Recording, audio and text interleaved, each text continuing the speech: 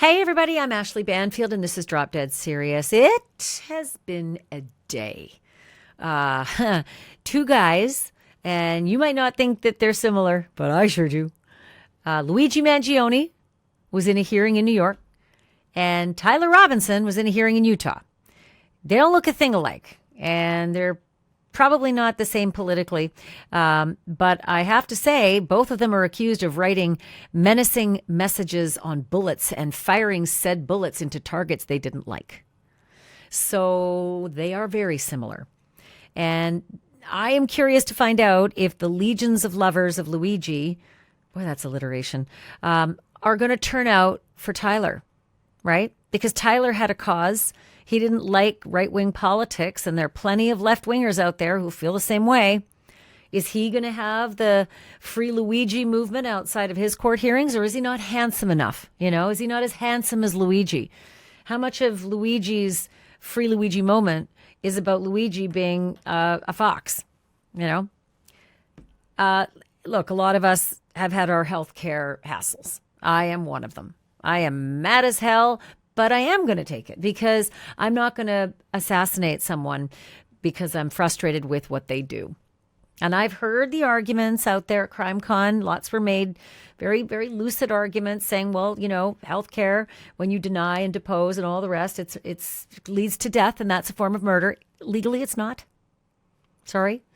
Just legally, it's not. As an American system of jurisprudence, we've decided that we just don't act as judge, jury, and executioner when we don't like what someone's doing. So today there's Luigi in New York, and he's got a big win on his ledger, right? Because they had to, the prosecutors had to drop the terrorism. The judge said, no, you don't have the evidence for it. So now it's just second-degree murder. By the way, in New York, it's different. They don't really have the same first-degree premeditated murder that a lot of other states have. So second-degree murder is bad. You can still go away for life for that. It's still premeditated murder. It's just that in New York, you have to have extra aggravators like terrorism or children or law enforcement officials or torture or that kind of thing to make it first-degree murder. Still no death penalty. But Luigi's still facing death penalty with the feds, so that's Luigi. But on the other side of the country in Utah, there was Tyler Robinson showing up for his very first court appearance today. The internet was just like gasping for air. Just, everyone's freaking the fuck out. And Tyler Robinson had to show up in a suicide prevention vest because, obviously it's come out that his parents said that they were trying to stop him from taking his own life and convincing him to turn himself in instead. And so obviously in jail, he's a suicide risk. So they've got to watch him all the time. They've got to put him in this vest that you can't tie into a knot. But he doesn't have a lawyer. I just thought that was crazy. So I learned a lot today about this man being charged with the murder of Charlie Kirk, right? And I learned a lot about the premeditated execution that police say he committed before leading them on that 33-hour manhunt. Like this little piece of information. The assassin was in a pretty tight spot. Very tough decisions to make. On the one hand, he had to ditch the rifle that he used in order to get away undetected, right? Can't carry this thing around. Someone's going to spot me. But on the other hand, he also needed to retrieve that rifle, right? So that there'd be nothing to lead investigators right to him.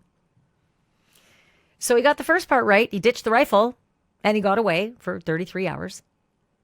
Apart from some surveillance pictures and crowdsourced videos, he was pretty much undetected. He'd even ditched his shooting clothes, it turns out. Changed, got out of them. Pew! But going back for the gun was a big risk. Huge risk. Apparently, a police car was parked right nearby. And in the end, the assassin decided to leave it, hoping it would go unnoticed in the brush. And everything that I just said is public knowledge tonight, because investigators did find that rifle. And those photos and videos, they were seen by the only two people in the world the suspect could not gaslight. His own parents, Tyler James Robinson. His parents. They turned him in. And Tyler James Robinson appeared virtually today from the Utah County Jail for the very first court hearing in what I am sure is going to be many more. All of this since mom and dad and a family friend persuaded him to give himself up last Thursday. That's a day and a half after Charlie Kirk was shot in the neck and bled out in front of 3,000 people at Utah Valley University. If you've seen the video, you know why I put that affectation on it, because it was horror. Hollywood couldn't do a job that I saw on that video. If you haven't seen the video, don't. I think it'll probably be really rough on you. It's weird me saying don't look at it, because part of me thinks that the reason we're so outraged and so upset about Charlie Kirk's assassination is because we saw it. It was so raw and so cruel and so sad to see a man die. And then knowing he has these little kids and everything, you know, I think maybe seeing it made a big difference for me. As awful as it is, I feel terrible that I've seen this, and his poor family must be just apoplectic that the whole world has seen their loved one die. But so the person they believe did it, Tyler Robinson, appeared before the judge today, and he did it with a video uplink. He did not get marched into court.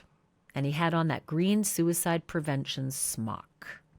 And he said pretty much nothing as the judge read off all the charges that were filed earlier by Utah prosecutors. I got the list here. I thought you might want to hear it. Aggravated murder, not a good one. Felony discharge of a firearm, also not a good one. 2 counts each of obstructing justice and witness tampering, least of his worries. And violent offense committed in the presence of a child. And that last charge is important because with 3,000 people present, it's entirely possible that there were minors under the age of 18 who were in that crowd. But the BBC also reports that Charlie Kirk's 2 children were present, 3 years old and 1 year old.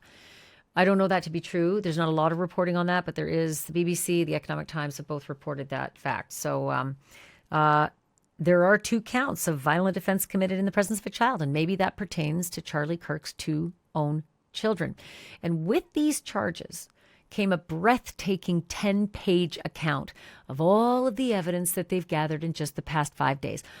Almost all of it provided by Tyler Robinson himself, and much of it in the form of text messages to his roommate and his romantic partner, because that's also being confirmed now that his roommate is actually his This is hard. Romantic partner is what everybody's saying, because the roommate is a trans woman, meaning born male, transitioned to woman. And I think goes by she. So I'm not sure if you'd say girlfriend or not, but romantic partner for the sake of not trying to offend everybody. But, when I say all of the evidence, we just got a tiny sliver of the evidence so far gathered in this first appearance. There's so much more they're not telling us yet, and is the basis for the case that they're mounting against him. But I'm going to start by reading some of these text messages that were exchanged between Tyler Robinson and his roommate. I recommend that you pay close attention here, because this is just pretty riveting stuff, right? If the prosecutor's right, it is really rare that we get a first-person narrative from somebody who's just allegedly played assassin. So it's amazing, because not only do you get into the mindset, the motive, that kind of thing, allegedly, but also all the little mysteries that I couldn't figure out. If the guy jumped off the roof, ran across the field, across the busy road and into the woods and dropped the gun, then what? What happened next? Well, all the answers come in these text messages. So I'm going to read these text messages for you in just a moment. But first, I want to talk about something else. All summer long, I've been up in Canada, and I've had really late nights, sometimes podcasting late, sometimes just out with friends on the dock, family, friends, out on the lake. It's kind of like my time off is really out of routine. I do crazy things. But now that I'm back home and I'm back into a schedule, and I'm diving headfirst into my NewsNation show and Drop Dead Serious, I have to get back to sleep, and I need solid sleep, and that's hard for me. So I checked out Dream from Beam, and I'm telling you, I swear by it. This is all natural. It's delicious. It's a nighttime drink, and you can make it iced in the summer. You can have it cozy and warm as a latte when things get a little colder outside. And this has become my nightly reset. And I love it because it actually works. 97% of people say dream helps them build a healthy nighttime routine. 90% say they've got less tossing and turning, and 80% say they sleep deeper. And I'm one of them. So for me, it's the difference between lying awake and replaying tomorrow's rundown in my head or waking up clear and rested and ready for live TV and podcasting. So give it a try yourself. Just head to shopbeam.com/dropdeadserious and use my code dropdeadserious. And I want to give you 35% off your first month. Yeah, you're welcome. 20% off every month after that. You're welcome. Free shipping. Yep, that's me. And free frother. I love the free frother because I like it for lattes and I like it for Beam as well. So just go to shopbeam.com/dropdeadserious and use the code dropdeadserious. And people, get some sleep. It's important. All right, back to the case that I'm covering.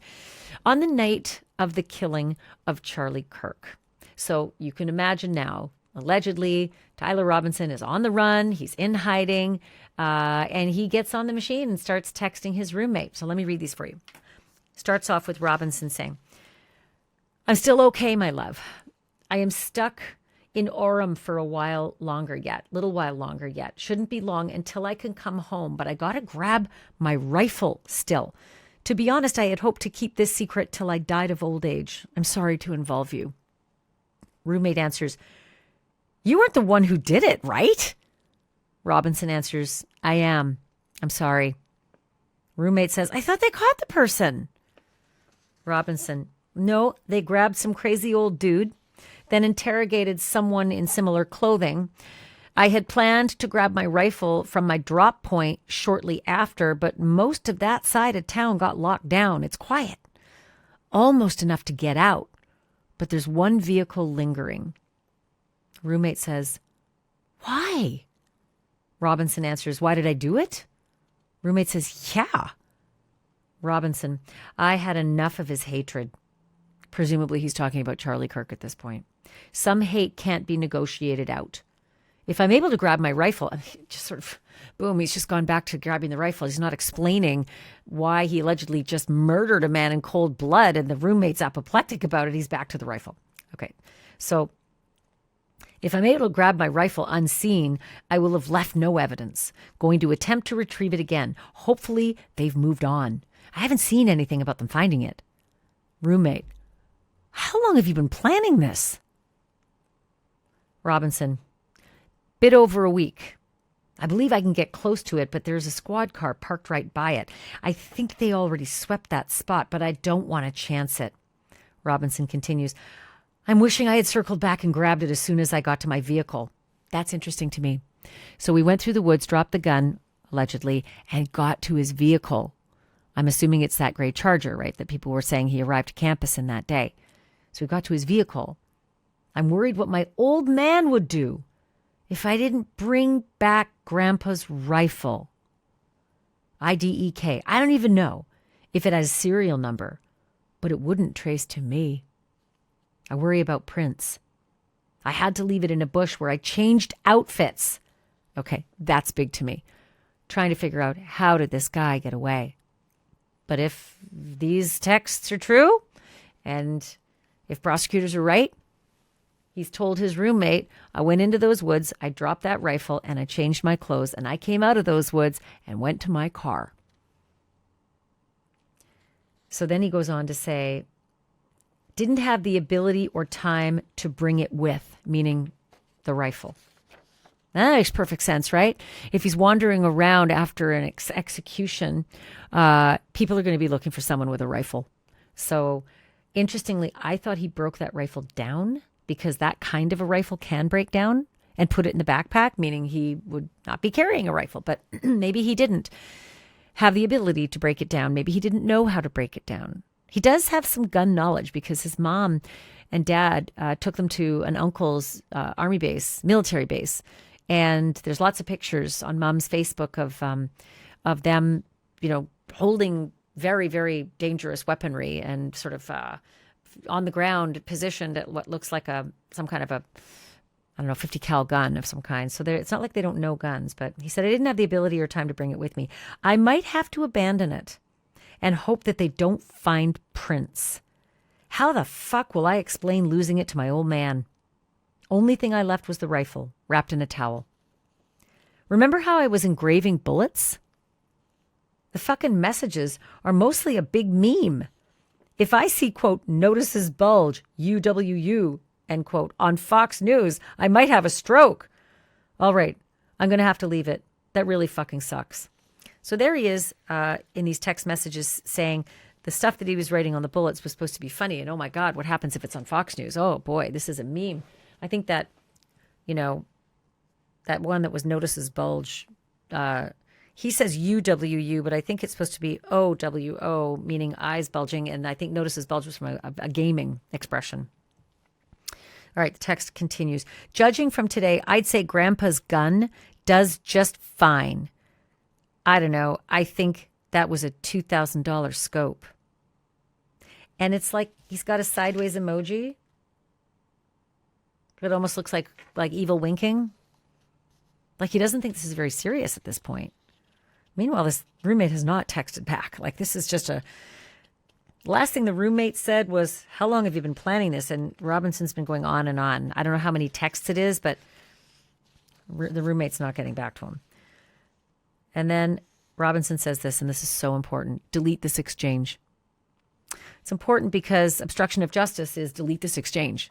Get rid of the evidence. That's obstruction of justice. And that's probably what they're going to back up their obstruction charge with. Robinson continues again. My dad wants photos of the rifle. He says Grandpa wants to know who has what. The feds released a photo of the rifle, and it is very unique. He's calling me right now, not answering. Sounds like he realizes they might be getting wise at this point.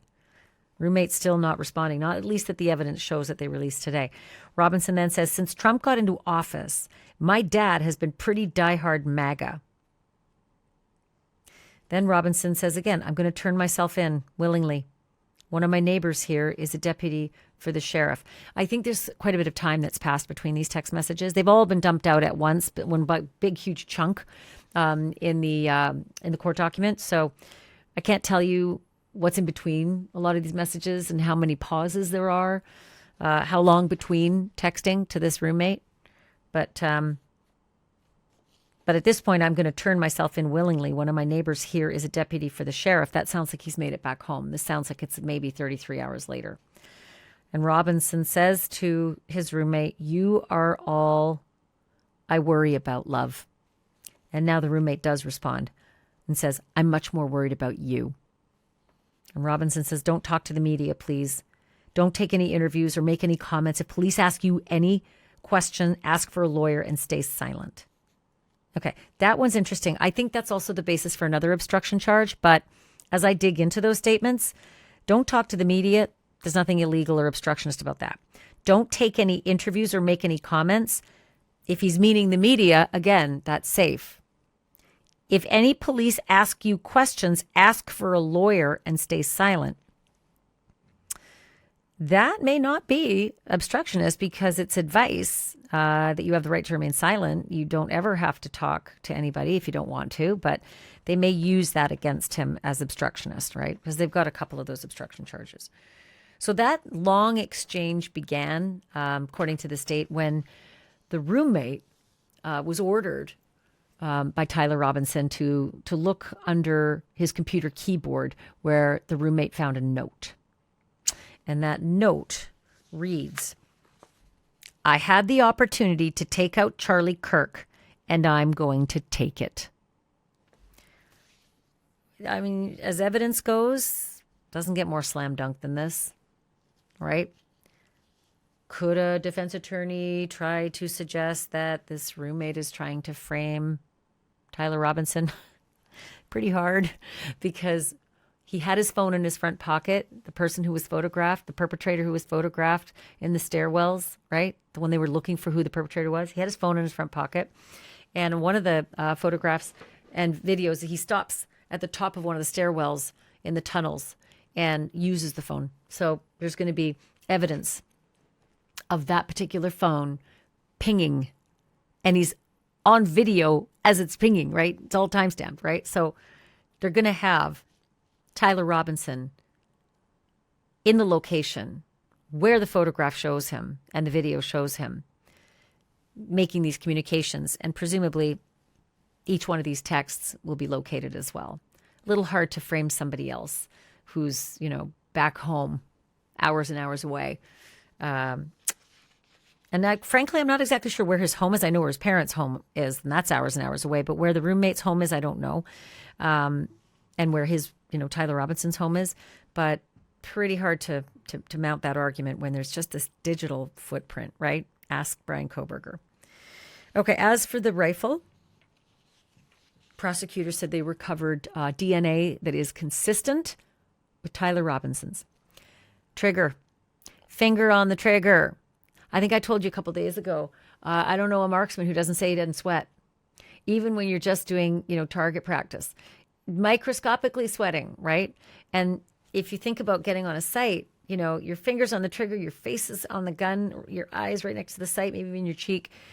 Your other hand is on the gun. There's so much touch DNA and sweat. And there's just transferred DNA like crazy, right? So prosecutors say, yeah, they tested it and it's consistent with Tyler's.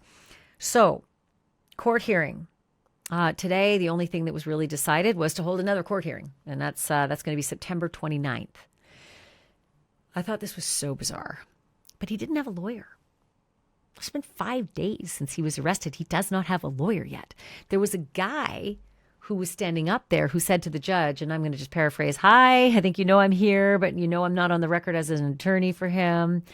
But I'm here to tell you that we're working on finding a public defender for Luigi." And the judge said, yeah, he qualifies as indigent, so he qualifies for the public defender. So I think what you can imagine at this point is that, at least in the beginning, Tyler is going to have a public defender. And it's more than likely a public defender is going to kick off Tyler's case. I don't think Tyler has a whole lot of money because he didn't even finish, his first semester of university. I don't know what he was doing for work, but I don't know if his parents want to back him. They turned him in. I don't know if they're going to pay for his defense. He's an adult too, right? So if they say, not our problem, then Tyler is technically indigent, right? So he would qualify for public defender. But it's just, I can't wait to see how this plays out. And by the way, lest you think that you don't get good representation if you're poor in this country and you need a public defender, that's horseshit. Some of the best lawyers in America are public defenders. Some of them are so practiced. They have huge caseloads and they are so practiced. You've heard, Malcolm Gladwell say 1,000 to 10,000 hours. Well, these people have tens of thousands of hours in practice, and they're really, really good at their job. So don't ever think that public defenders suck. They do not. Some do, but some private lawyers suck too. But who knows where the representation is going to go. If it's going to be some big fancy lawyer that comes in and maybe does it pro bono, that'll make a lot of headlines. And somebody who wants to do that will make a lot of headlines. I don't think they're going to be able to save this guy. I will say this. I do feel like there will be some things that his defense team can do, not to save him from punishment. He's going to be punished. This is overwhelming. This is just the tip of the iceberg. The evidence they gave you in the first hearing, like they don't have to give you much. Just this is enough. He's not going to escape life, no parole. That's for sure. I don't know if he'll escape death penalty, but there are ways for them to get him there. Number one, plea bargain. You saw it with Kohberger. Number two, mitigation according to his mental state. Maybe he was being groomed by a cult, maybe a cult of like extreme leftists, whatever it was. There may be something to his mental health. Hell, he's in there wearing a suicide vest, right? Clearly his mental health is in the toilet. He told his parents he wanted to kill himself. He's under suicide watch in the prison here, or the jail here. So maybe a defense attorney will be able to make something of that, of mitigating this potentially first-time offender who did a terrible, terrible, horrible thing and needs to be punished for it, but maybe not the ultimate punishment. I don't know if that's going to fly. I am very worried about picking a jury in this case. I am very worried about picking a jury in many more cases to come because we seem to think in our anger that we have the right to take the law into our own hands and kill the people we don't agree with. Happened with Luigi, allegedly. Happening with Tyler, allegedly. Who's the next one? I'm so tired of seeing people who say, I don't like Trump, I'm going to go shoot him in Butler, Pennsylvania. I don't like those Minnesota Democrats, I'm going to go shoot that speaker and her husband at their home, killing them both. And the list goes on and on. But this seems to be where we're going, where Americans actually stand up and say, yeah, but murder's bad. Yeah, but that guy's really bad. No, I will say it again. There are two things that are irrefutable. Puppies are cute, Atlas included. Murder is bad. There is no but that you can add to the end of the sentence, murder is bad. Sadly, I think too many people are doing this. So I had opportunity to speak with somebody I really like a lot. Judge Charlie Kirk Navarro is a former judge. She's a former prosecutor, former defense attorney, and currently one smart cookie. She's the dean of the St. Thomas University College of Law. And I had this interview with her on my show on NewsNation. Banfield, shout out, Banfield, NewsNation, 10 p.m. Eastern. Please watch. And we just had a really good conversation about all the aspects of this first appearance by Tyler Robinson and everything that's about to happen. So here's our conversation. I'm joined now by a friend of the show and one of the sharpest legal minds in the business. Judge Charlie Kirk Navarro is a former judge, former prosecutor, and currently the dean of the St. Thomas University College of Law. Judge, it's good to have you here on a day like this. How damning are those texts, the ones that I just read out? Because that's all I have right now. Well, good evening, Ashleigh. This is a tragic, tragic case. My condolences to Erica and the children, and also to the family of the defendant. This is horrible for everyone. How damning are these text messages? Honestly, as a former defense attorney, I cringe hearing them. I just see element after element after element. Witness, obstruction of justice. We have witness tampering. We have lack of remorse. Covering up the picking up the rifle, just going on and on about his grandpa's rifle. That's what he's worried about. I mean, it's damning after damning after damning. It shows a direct admission of guilt and certainly will be used in the death penalty sentencing as aggravators for lack of remorse. So then let's talk about the other side, because I see just a big old mountain of evidence against this guy. The premeditation, the callousness, the carelessness. I mean, careless doesn't count when they're looking at aggravators and mitigators, but look at him here in the suicide vest. There was reporting as well that his parents had to talk him out of taking his life before going in to report himself to the sheriff. How much of that will his defense side be able to work into his case, saying, look, he's 22 years old. He got radicalized by his feed. He came from a good family. They were Trump-loving, Trump-supporting. He was not this leftist that everybody makes him out to be. He somehow was taken that way by the feed. Will they be able to do something like that to establish some kind of diminished capacity to mitigate down from death? That's going to be an uphill battle for them. When we look at a death penalty case, we look at aggravators and mitigators. So we're talking about the mitigation here. And, you have a 22-year-old, yes, that's mitigation, but you have a 22-year-old who knows what he did. He knows that it was a crime. He's intentionally trying to cover it up. He had premeditation. This was not an accident. So, an insanity defense is not going to work, because an insanity defense requires you to not understand right or wrong. So that's going to be an uphill battle on the mitigation side. Yeah. For sure, insanity is off the table. There is no shot there. And there's the picture in the middle of us to prove that he was running for cover, which is the mere definition of knowing something's wrong, when you're running away to try to secret yourself and secret the gun away. Right from wrong. Insanity is off the table. But what about those other gradations? State to state, they call it different things, but it's effectively the guy was somewhat mentally ill, and it should factor in to death penalty or no death penalty. Again, it's all in the mitigation, because I think this guy is never going to skate from a guilty verdict here. I really don't, not with the evidence we've learned so far, and that's only the tip of the iceberg. What about that diminishing aspect? And again, it's different in every state. I don't know what it is in Utah, but diminished capacity is often what we hear.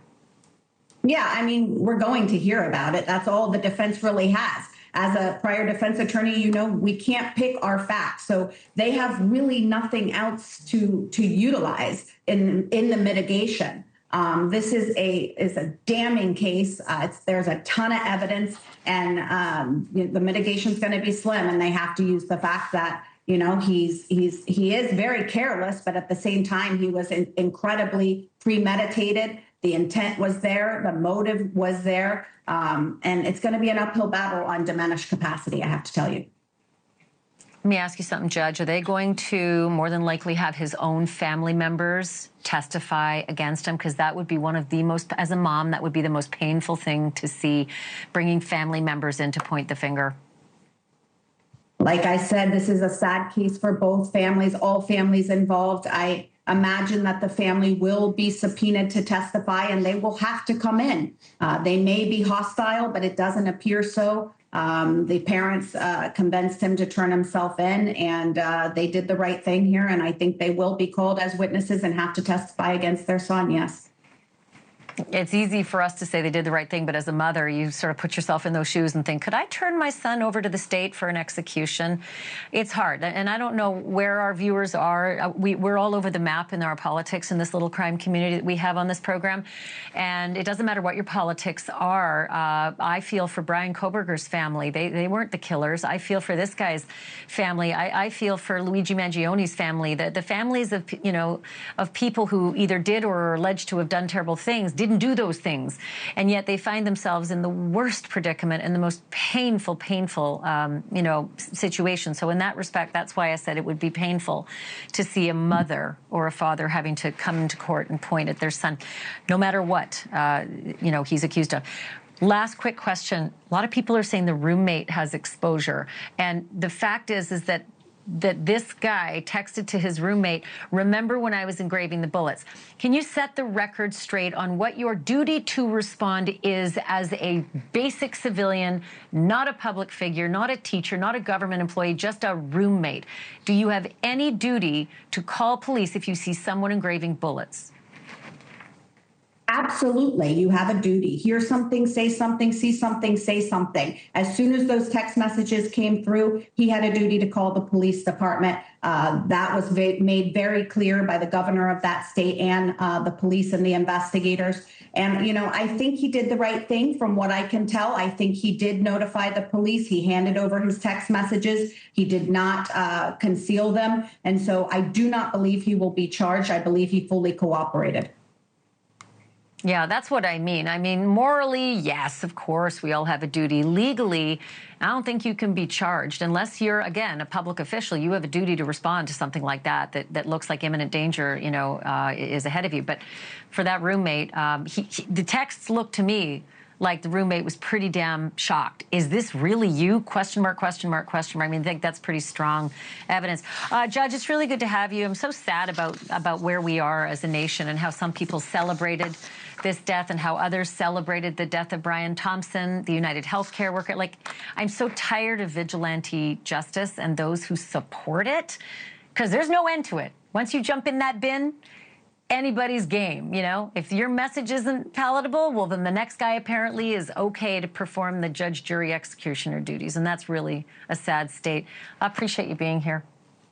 Yes, it's a sad day in America, Ashleigh. Thank you for having me. Hey, everybody. Thank you so much for hanging with me on this podcast. I have said many times I don't want to get into politics ever when I do true crime. Sometimes these true crimes just land in the political bin and there's no way to avoid it. And I am particularly concerned not with whether you support Luigi or Tyler or whether you decry Luigi and Tyler and people who allegedly commit these horrible crimes for their causes. That's not my point here. My point is to look at the criminal procedure, right? We have a system of laws in this country, thank you, Jesus, because that makes this country great. Believe me, when I was a war correspondent, I went to plenty of countries where the law doesn't operate quite like this. Think hoods and gulags, and you never see your loved one again when the Gestapo comes to the door and takes them. That's the kind of thing I've seen firsthand in countries that aren't like ours. And so I don't want to see us degenerate to that kind of horseshit. Don't take the law into your own hands. I don't care if you don't like something or if you believe in your cause. We have a nation of laws, and you get what's coming to you. And I don't care if Tyler Robinson is mentally ill. I think anybody, if he's did this, anybody who executes a person in cold blood is mentally ill in some way. I don't know if that's going to affect his adjudication of this case. I don't know how they're going to find a jury that doesn't have some dog in this fight politically. Everybody's in a camp. But folks, if there's one thing I do know, and I say this all the time, it's that the truth isn't just serious. It's drop dead serious.